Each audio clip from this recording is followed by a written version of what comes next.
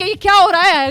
कांग्रेस जो है त्रिकोणीय बना रही है इस लड़ाई को। आशीष जी हाँ, बिल्कुल। अगर बीजेपी ये चुनाव जीतती है जैसा अभी लग रहा है रोमाना, तो मुझे लगता है कि उनको शुक्र मनाना चाहिए, कांग्रेस का धन्यवाद देना चाहिए, कुछ एकाध सीटों पर AIMIM का धन्यवाद देना चाहिए कि इतनी मजबूती से कांग्रेस ने कम से कम चुनाव लड़ा अपना वोट शेयर बढ़ाने के लिए, कि उसका इनडायरेक्ट फायदा भाजपा को मिलता दिख रहा है। तो मतलब बीजेपी का मेगा नंबर अगर 31 पहुंचेगा तो ये त्रिकोणीय लड़ाई का बीजेपी को फायदा मिल रहा है क्या? अब लग तो ऐसा ही रहा है ना। कांग्रेस देखिए अपना खाता खोलते हुए दिखाई दे रही है, वोट परसेंटेज शायद बढ़ रहा है। देवेंद्र यादव लगता है कि शायद बढ़त ले ही लेंगे। लेकिन एक मैं आपको बात यहाँ बताना चाहती हूँ कि अगर सौरभ भारद्वाज जो पीछे चल रहे हैं ग्रेटर कैलाश से, अगर ये ट्रेंड कायम रहता है तो फिर आप समझिए आम आदमी पार्टी की आकाशवाणी ग्रेटर कैलाश से आपके सौरभ भारद्वाज एक बार फिर आगे हो गए। सौरभ भारद्वाज आगे हो गए आम आदमी पार्टी के। वही तो हम कह रहे थे, ये तो सबसे मजबूत कैंडिडेट है। इनके लिए अगर पीछे की खबर आ रही है फिर तो सफाया होने वाला है। देखिए, दो चीज़ें मैं आपको बता दूं। 2020 में जब मैं उदाहरण के तौर पे बता रहा हूँ कि गांधीनगर से अरविंदर सिंह लवली कांग्रेस से लड़े थे, बड़ी मजबूती से लड़े थे और बीजेपी ने पहली बार गांधीनगर सीट जीत हासिल की थी।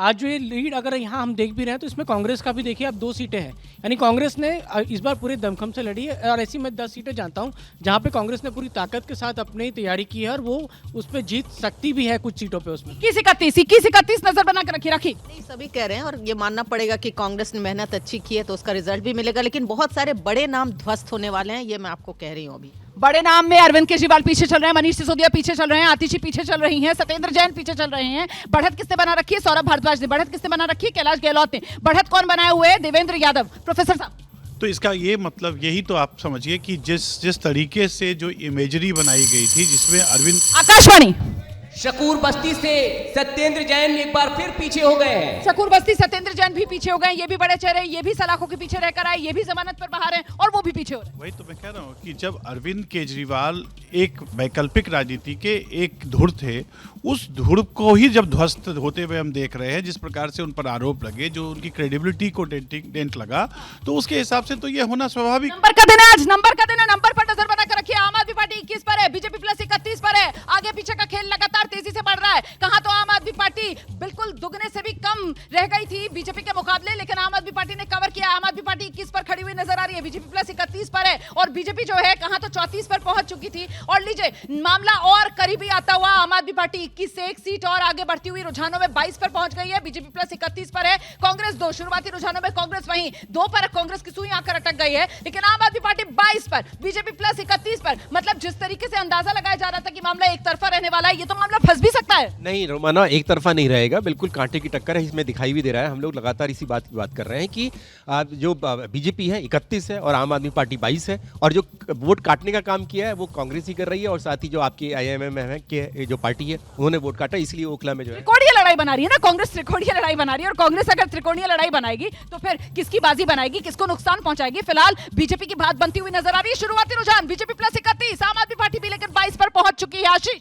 देखिए रिवर्स फासला भी तो देखिए, 31 से फर्क रह जाता है 5 का, और अगर 22 है तो 8 और 6 14 सीटों का फर्क तो अभी भी है ना। आम आदमी पार्टी को कवर करने के लिए काफी छलांग लगाना पड़ेगा।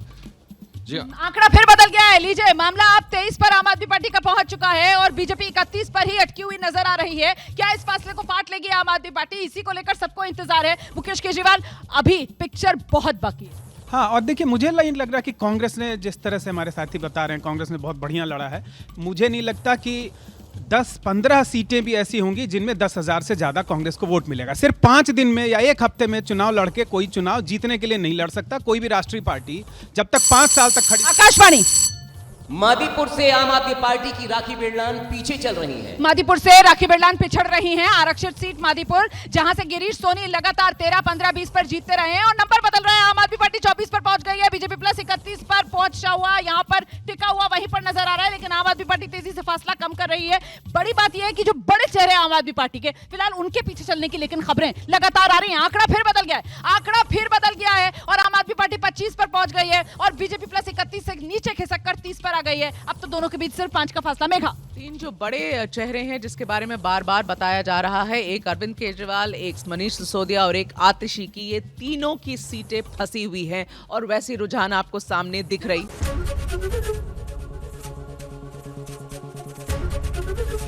ABP गंगा, खबर आपकी, जुबान आपकी।